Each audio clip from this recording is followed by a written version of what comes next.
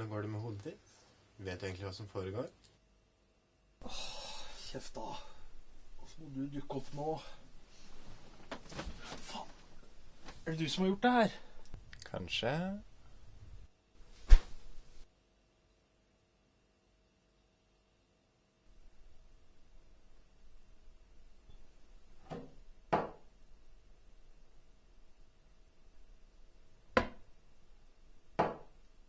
Hvorfor kan jeg ikke huske noe fra I går? Si det. Forvirrer du deg? Det skal jeg love deg. Skulle gjerne visst hva som hadde skjedd. Hadde du visst det, så hadde det ikke vært noe gøy. Hva faen er det du har gjort for noe nå? Bare en lek, Joakim. Bare en liten lek. Burde du egentlig drikke nå? Hva er det du vil? Hva jeg vil? Slik jeg ser det, har du to valg. Enten så kan du gå tilbake og legge deg. Da vil du aldri få vite hvordan du endte opp sammen med hun på soverommet ditt. Eller så kan du finne ut hva som har skjedd. Ja, hvordan gjør jeg det? Ved å samle puslespillbitene, Joakim.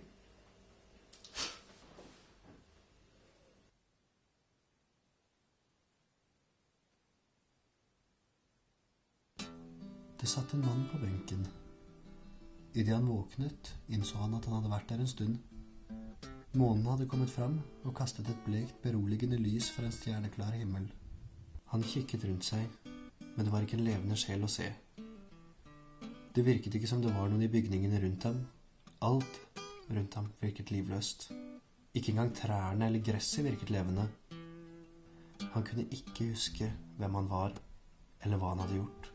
Det var helt stille, men den gamle mannen så ikke ut til å bry seg om det. Det var som om hele området var utenfor resten av verden, bare et sjelløst bilde av den virkelige verden.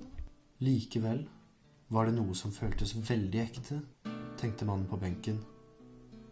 Men han kunne ikke putte fingeren på hva det var. Det var da han la merke til mandolinen som lå på benken ved siden av ham. Det var inngravert et navn i mandolinen. Adam. Si meg, husker du fangen i hulen? Nei, kan ikke si jeg husker det. Platons hulelignelse? Ja, om de fangene som er bindt fast i en hule og bare ser skygger. Riktig. Det var en av Platons 3 analogier om idéverdenen. Husker du hva som hendte med de? Altså, en av fangene kom seg løs ut av hula og inn i den virkelige verden. Og så den ikke bare skyggene av ting lenger. Så reiste den tilbake til hula for å fortelle de andre om det. Så drepte de ham. De trodde ikke på ham. Ja. Vil det noen vei med denne storyen egentlig? Selvfølgelig. Det vi ser, som Platon filosoferte over, er ikke nødvendigvis det virkelige. Selve ideen er noe helt annet enn hva den er i vår oppfattelse av virkeligheten.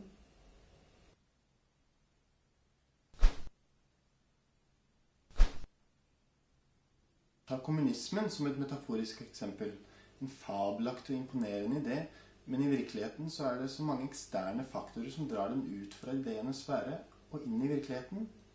Grådige personer, interne stridigheter og alt annet bullshit. Men hva skjer hvis man snur på det? Og om vi putter eksterne faktorer inn i ideene?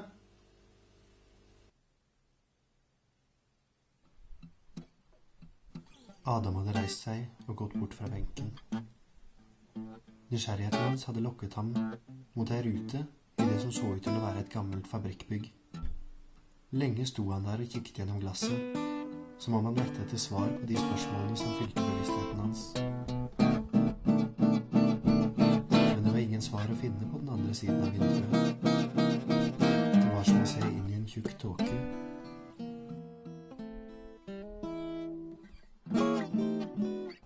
I det samme øyeblikket han snudde seg, var det som om tåken lettet.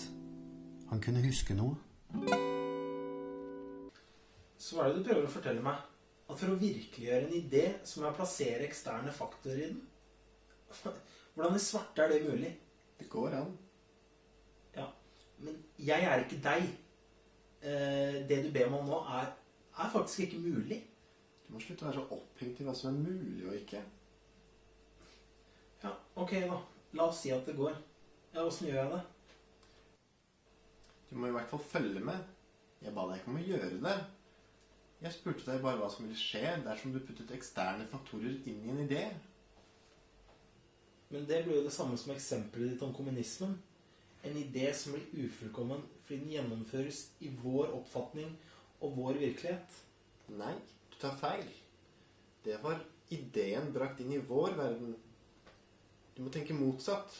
De eksterne faktorene må inn i ideenes sfære og gjøre sin virkning der. Hæ? Hva er et minne, Joakim? Minnet var ikke klart. På innerlommen hadde han et munnspill.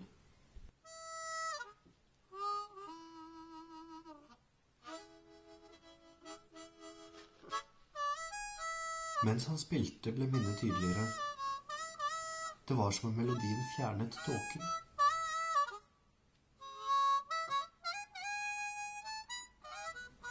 Det var noe som ikke stemte. Var det hans minne?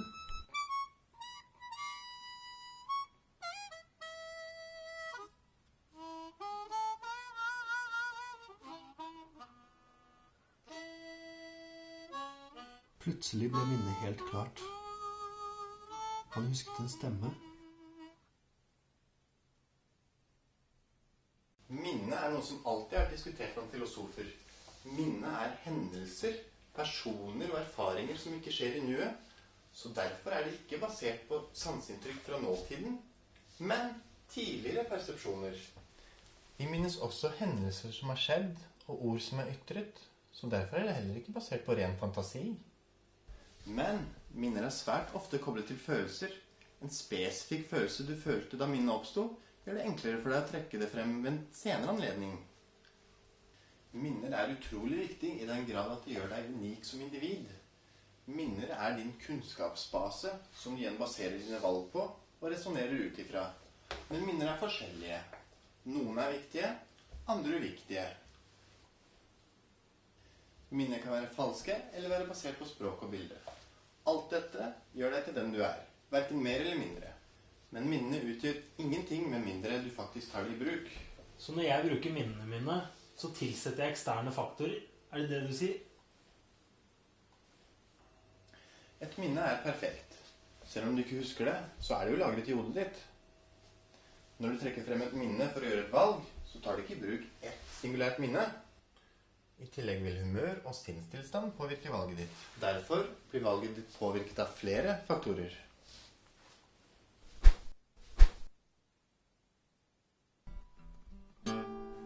Minnet ble stadig klarere. Han gjenkjente ikke stemmene eller stedet. De to ungdommene i minnet var fremmede for Adam.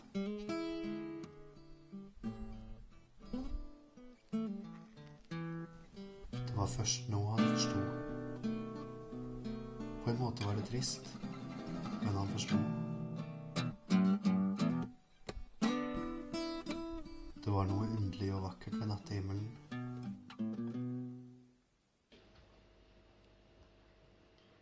Jeg vet hva du tenker. Hvilken informasjon har jeg ikke gitt deg ennå? Det er en del jeg ikke forstår. Hva vet du om de filosofiske synspunktene på kunst? Ikke stort, men jeg vet at det har blitt sagt mye, og ja, det interesserer meg rett og slett ikke. Det er ikke så viktig hva som blir sagt om kunst i dag. Det er mange som mener at kunst ikke lenger kan defineres, men det lar vi ligge. Det som er viktig her og nå, er hva man mente om kunst tidligere. Hva tenker du på Platon? Korrekt. Platon hadde idélæren, noe han også førte videre sine teorier om kunst. I idéverdenen fantes det egentlige, det virkelige. Følger du meg? Platon snakket om kunst som en imitasjon av vår verden. Så hvis vi følger den tanken, så er kunst ikke noe annet enn imitasjoner av imitasjoner. Virker ikke som om Platon hadde så veldig høye tanker om kunst. Nei, og han tok feil. Han tok feil? Vel, om han tok feil, er det ingen som vet. Eller om han hadde rett for den saks skyld. Men vi spiller jo ikke ut fra Platons sine regler, gjør vi? For så vidt ikke. Fortsett du. Platon glemte å ta balansen med i betraktning. Der det er noe positivt, er det nødt til å være noe negativt. Ikke i ordenes bokstavelige forstand, men alltid nødt til å være noe av motsatt verdi som veier opp. Tenker du på kosmos og kaos? Veldig bra, Joachim. Når det gjelder kunst og ideer, så har mennesker en særstilling. Dere har evnen til å fantasere, samtidig som dere har evnen til å observere. Dere fungerer som et speil. På den ene siden er kunsten, og på den andre er ideene. Den ene er refleksjon, og den andre er virkelig. Begynner du å forstå, Joachim?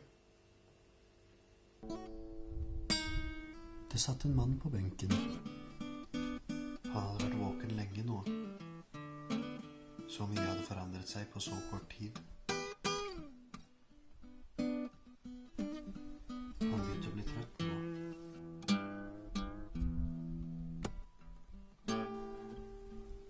Adam satte kofferten på plass ved siden av benken. Munnspillet lå fremdeles på bordet. Han plukket opp og la det på innerlommen. Nå som han hadde skjønt det, gledet han seg litt til å sove.